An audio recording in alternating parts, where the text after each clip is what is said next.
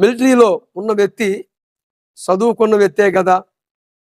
Army అన్నా military అన్నా వీరిరువురు చదువుకుంటేనే కదా దేశ బోర్డర్లో అహోరాత్రులు కష్టపడుతూ ఉన్నారు. ఈరోజు విద్య ద్వారా మనిషి ఉన్నతమైన స్థలాలలోకి ప్రవేశిస్తూ ఉన్నాడు. అలాంటి విద్యార్థుల మధ్యలో చిచ్చుబెట్టిన వారు ఎవరు? ఇంత ఘోరమైన నేరానికి పాల్గొన్న వ్యక్తులు ఎవరు? క్వశ్చన్ పేపర్స్ని లీక్ చేయటం ఏంటంటే వారి భవిష్యత్తునంతా కూడా నాశనం చేసినట్టు కాలేదా?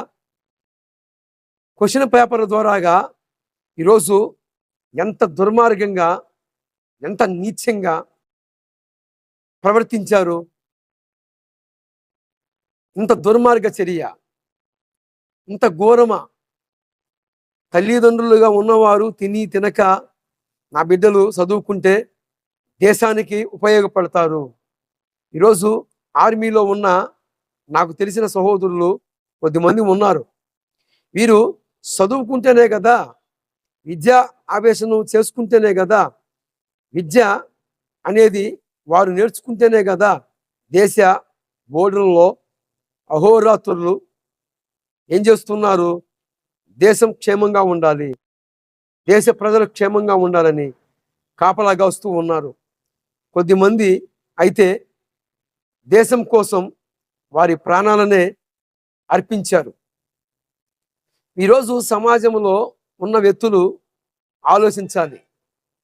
క్వశ్చన్ పేపర్స్ని లీక్ చేసి ఆ లీక్ అయిన నేపథ్యంలో విద్యార్థులు రోడ్లపైకి వచ్చి వారు తెలియపరుస్తూ ధర్నాలు చేస్తూ స్ట్రైకులు చేస్తూ ఉంటే వారి మీద లాఠీ చార్జీ చేయటం న్యాయమేనా?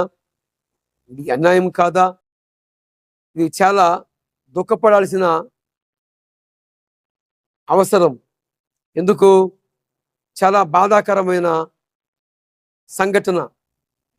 ఈరోజు విద్యార్థి లేకపోతే, చదువుకున్న వ్యక్తులు లేకపోతే ప్రయాణాలు కొనసాగుతాయా?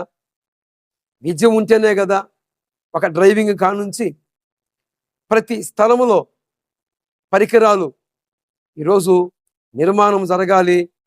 పరికరాలని మరి ముందుకు తీసుకెళ్ళాలి, టెక్నాలజీ పెరగాలి అంటే ఫస్ట్ విద్యార్థికి ఏం కావాలి? విద్య కావాలి.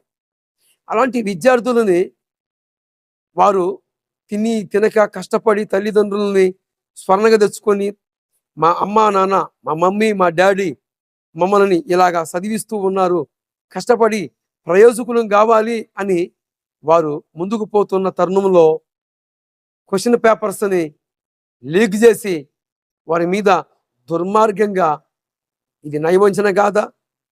ఇది దుర్మార్గమైన చర్య కాదా? ఒకసారి ఆలోచించండి. ఒకసారి ఏమైపోతుంది సభ్య సమాజము? ఎటుపోతుంది, ఏ వైపు పోతుందో అర్థం కాని అయోమయం, గందరగోళంలో ఉంది దేశ పరిస్థితి. నేటి బాలలే రేపటి పౌరులు అన్న మాటని మర్చిపోయి క్వశ్చన్ పేపర్లను లీక్ చేసి ఈరోజు ఎంత దుర్మార్గంగా, ఎంత ఘోరంగా పరిపాలన జరుగుతూ ఉందో ఆలోచించండి. ఈరోజు జడ్జిస్, లాయర్సు, పోలీసు అధికారులు ఒక స్థాయి నుంచి మరొక స్థాయికి వెళుతున్నారు అంటే కారణము విద్య కాదా? వారు చదివిన ఆ చదువులు కాదా? అలాంటి విద్యార్థులని వారి మీద దుర్మార్గ చర్యలు, లాఠీ చార్జీ చేయటం ఎంత ఇది దుర్మార్గ చర్య అని చెప్పాలి. ఇది మంచి పాలన కాదు, ఇది దుర్మార్గమైన పాలన అని చెప్పాలి. ఇది అన్యాయం అని చెప్పాలి. ఇలాంటి అన్యాయ పాలనని ఎందుకు యాక్సెప్ట్ చేయాలి?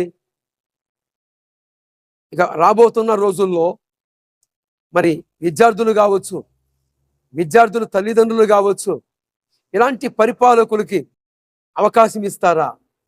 ఒక క్షణము ప్రేమైన నా దేశ ప్రజలారా, భారతదేశ ప్రజలారా, ప్రతి ఒక్కరూ స్పందించాలి. ప్రతి ఒక్కరూ నడుము కట్టాలి. విద్యార్థులు లేకపోతే, విద్య అనేది లేకపోతే ఇక మానవుల మనుగడ కొనసాగటం కష్టమవుతుంది.